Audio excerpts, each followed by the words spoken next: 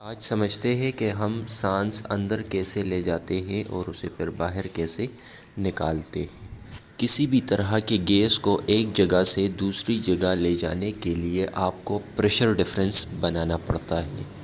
جب ایک جگہ پریشر زیادہ ہوگا اور دوسری جگہ پریشر کم ہوگا تو زیادہ دباؤ والی جگہ سے کم دباؤ والی جگہ کی طرف گیس حرکت کرے گی۔ بالکل اسی اصول کے مطابق ہم سانس بھی لیتے ہیں۔ سانس کو اندر لے جانے کے لیے ہم جسم کے اندر پریشر یعنی دباؤ کو کم کرتے ہیں۔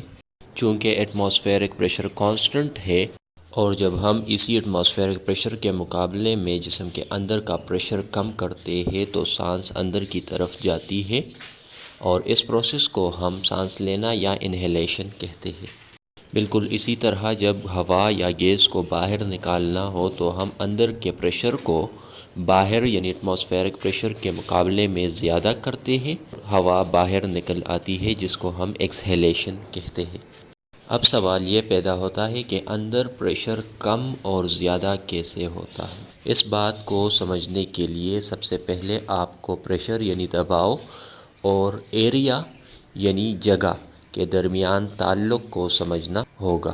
پریشر اور ایریا کے درمیان یہ تعلق الٹا ہے، یعنی کہ جتنا ہم ایریا بڑھاتے ہیں اتنا ہی پریشر کم ہوتا ہے اور جتنا ہم ایریا کو کم کرتے ہیں اتنا پریشر بڑھتا جاتا ہے۔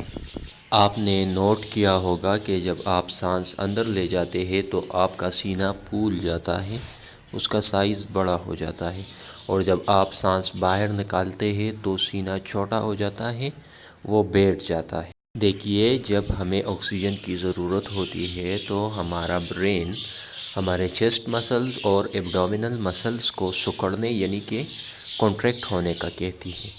چیسٹ مسلز کے سکڑنے سے ہمارے ریبس اوپر کی طرف جاتے ہیں اور ایبڈومینل مسلز کے سکڑنے سے ہمارا ایبڈومن نیچے کی طرف جاتا ہے، جس کے نتیجے میں ہماری چیسٹ کیوٹی کا ایریا بڑھ جاتا ہے، یعنی چیسٹ کیوٹی بڑھ جاتی ہے۔ چیسٹ کیوٹی ہمارے ریبس کے نیچے اور ایبڈومن کے اوپر جو خالی جگہ ہے جس کے اندر ہمارے لنگز بھی پڑے ہوئے ہیں اس کو کہتے ہیں۔ چیسٹ کیوٹی کے بڑھنے سے ہمارے لنگز کو پھولنے کا موقع ملتا ہے، اور جب لنگز پھول جاتے ہیں تو اوور آل لنگز کا ایریا یعنی جگہ بڑھ جاتی ہے، اور لنگز کا ایریا بڑھنے کی وجہ سے لنگز کے اندر جو پریشر ہے وہ ایٹماسفیرک پریشر کے مقابلے میں کم ہو جاتا ہے۔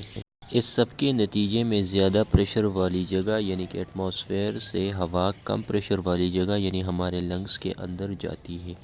بالکل اسی طرح جب غیر ضروری ہوا یعنی کاربن ڈائی آکسائیڈ اور دوسری گیسوں کو باہر نکالنا ہو تو ہمارا برین ایک دفعہ پھر ہمارے چیسٹ مسلز اور ایبڈومینل مسلز کو ریلیکس ہونے کا کہتے ہیں۔